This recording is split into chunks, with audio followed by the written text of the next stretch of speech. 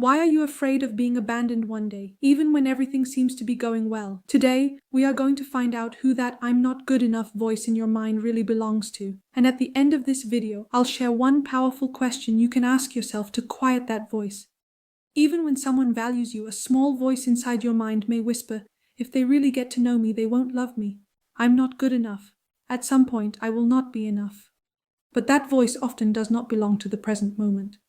It may be the echo of an old script learned in childhood, adolescence, or past relationships.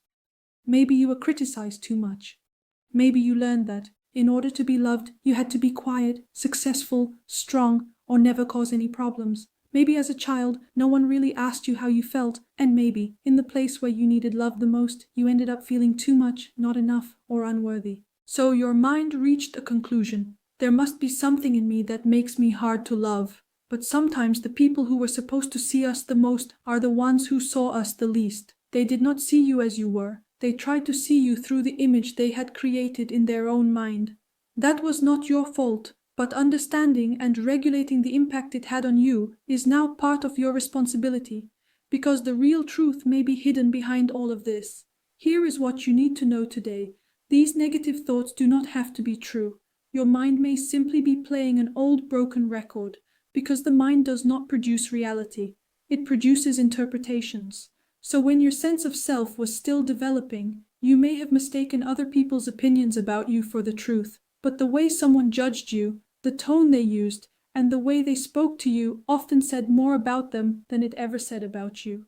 Without realizing it, you may have carried those words as if they were your identity. You may think, "I am unlovable," but that is not your essence. It may be the protection strategy of a wounded part of you. That is why rebuilding your self-worth does not begin by repeating, "I am worthy" over and over again. It begins by noticing, where did I learn this belief? Does this voice really belong to me? Or did I start treating myself the same way I was treated? Because change does not begin with blaming yourself. It begins with understanding yourself. So today, when someone replies late, when someone does not approve of you, or when you feel not good enough in a room, do not immediately jump to the conclusion, "I am worthless." Instead, ask yourself, am I truly worthless right now, or is an old wound speaking again? This question may sound simple, but it interrupts the automatic pathway in your mind.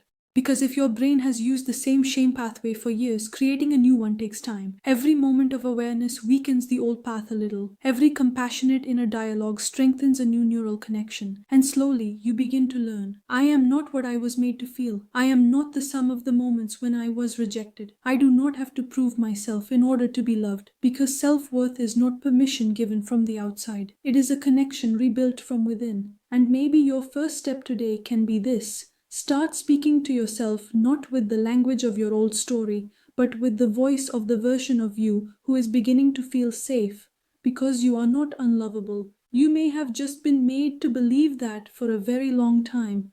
The reason I am here is because I know many people live with false beliefs about themselves, and I want to help you understand and transform them.